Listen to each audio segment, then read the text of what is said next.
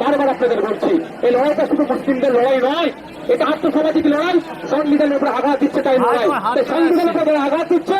আপনাকে আমাকে ঐক্যবদ্ধ হয়ে আমাদেরকে সংবিধানকে রক্ষা করতে হবে। সুতরাং যদি ধর্মীয় কাজ করতে চান আমরা তার সাথে পা দেবো না।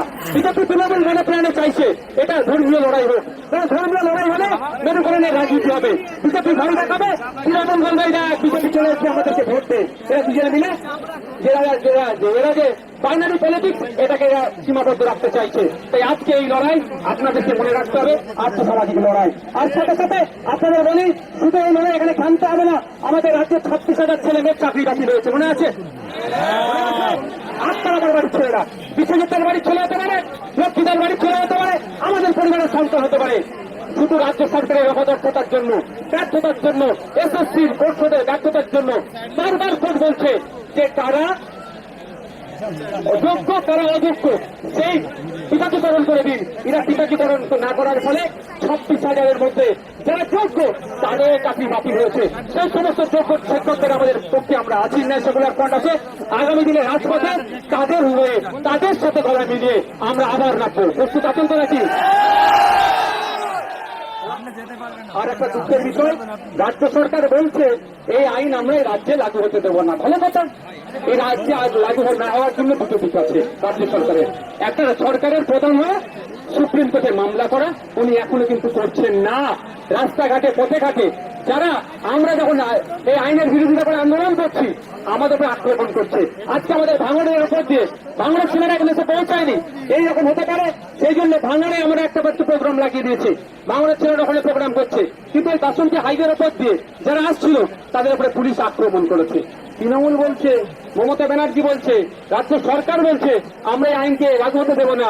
আর আমরাও কি বলছি ভাই, এই আইনকে লাগু হতে দেবো না। তো তাহলে আমাদের দুজনের সুর কি আলাদা? দুজনের সুর তো এক, তাহলে আমাদের উপরে আক্রমণ হলো কেন? আমাদের আজকাল হলে কেন? এই বললাম না, যখনই রাজ্য সরকার চাপে পড়ে দিল্লিগামী ফ্লাইট ধরে কোন দাদা বিবিধতে কি সেটিং হয়ে যায় বোঝা মুশকিল। সব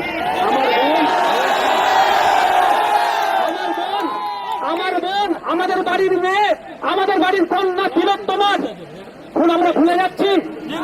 সেই সময়ও যারা দায়িত্ব ছিল তদন্তের, সিবিআই, অমিত শাহজির দপ্তর সব বলবে নিয়ে গেল। তো দাদা দিদি একে অপরের পরিপূরক, আমাদের সজাগ থাকতে হবে। আমাদের আজকের আন্দোলন নয় এটা, আমাদের আন্দোলন প্রয়োজনে 6 মাস 1 বছর চালিয়ে যেতে হবে।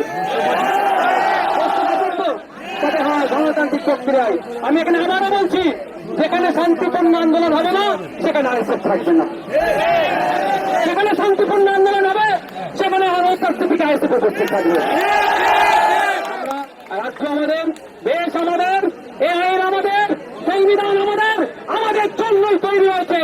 তো সরকার জোর দেখিয়ে যদি কেউ সংবিধানের আইনকে পরিবর্তন করতে কেউ চায়, আমরা গণতান্ত্রিক প্রক্রিয়াতে মাঠে ময়দানে থেকে গণতান্ত্রিক প্রক্রিয়াতে এবং কোর্টে গিয়ে, সুপ্রিম কোর্টে গিয়ে এই আইন পরিবর্তন করাবো। আমার একটা কথা, সংবিধানের প্রণেতা, ড্রাফটিং কমিটির চেয়ারম্যান বাবা সাহেব আম্বেদকরের আজকে জন্মদিন। তিনি আমাদেরকে তার দায়িত্ব নিয়ে যে পৃথিবীর সর্ববৃহৎ লিখিত সংবিধান দিয়ে গেছে, সেই মহামানুষের আজকে জন্মদিন।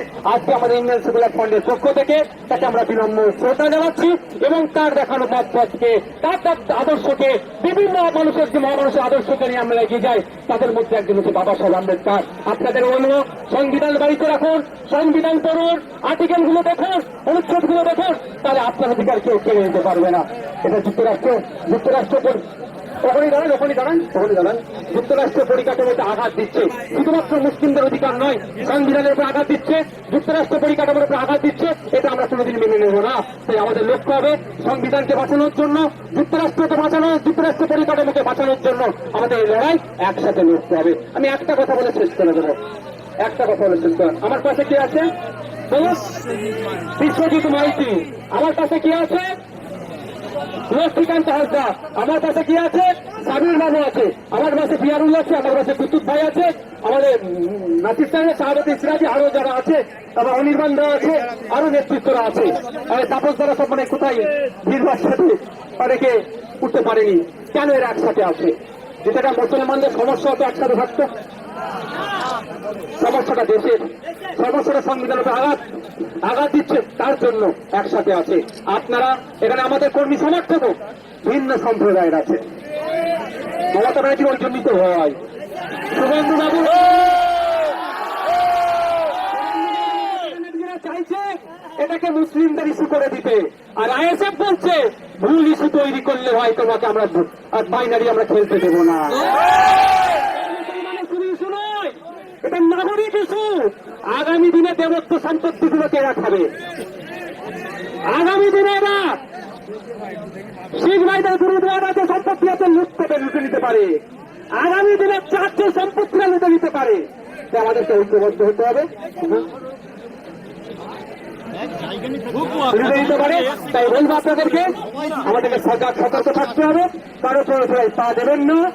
মনে আজকের মিছিল এখানেই আমাদের বাবা সাহেব আম্বেদকরের মূর্তিটি যাওয়ার কথা ছিল, কিন্তু সবই তো বুঝতে পারছেন সাফ হয়ে কামড়াচ্ছে, রোজা হয়ে ছাড়ছে।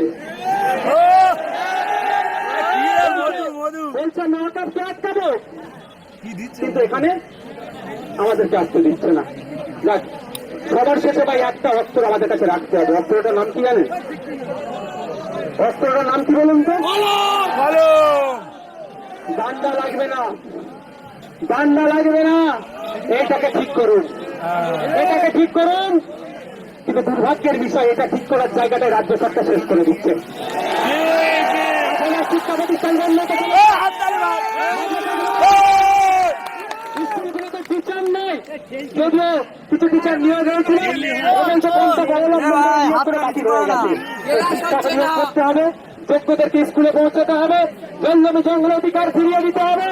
দলিত আদিবাসী সার্টিফিকেট নেবে না, জমিগুলি করা হচ্ছে, সেগুলো বন্ধ করতে হবে।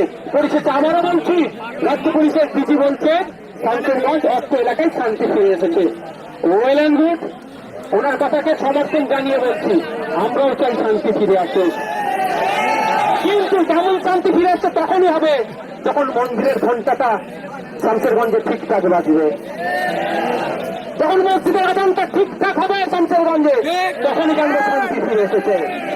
তখনই আমি বলবো শামশেরগঞ্জের এক মুসলিম মানা বলতে পারে রাতের ডুপ্লিকেট টেস্ট করেছে, অত্যাচার চালিয়েছে বা প্রশাসনের টেস্ট করেছে, অত্যাচার চালিয়েছি, এটা বলা যখন বন্ধ হবে তখনই জানবো শান্তি ফিরে এসেছে। তখনই আমি জানবো শান্তি ফিরে এসেছে যখন বৈষ্ণবনগরে যারা গিয়েছে তারা নাকি তাদের অভিযোগ তাদেরকে অত্যাচার হয়েছে, বৈষ্ণবনগর থেকে তারা তাদের মাতৃভূমিতে যখন ফিরে আসবে তখন অস্বস্তি স্বীকার করবে শান্তি ফিরে এসেছে। মন্দির মসজিদে ঘন্টা থেকে আজান যাতে দ্রুত হয় তার ব্যবস্থা হোক, এবং সাথে সাথে আমাদের যার ভাইরা ক্ষতিগ্রস্ত হয়েছে রাজ্য সরকার দায়িত্ব নিয়ে তাদের ক্ষতিপূরণ করুক। কেন বললাম? গোয়েন্দা দপ্তর ব্যর্থ।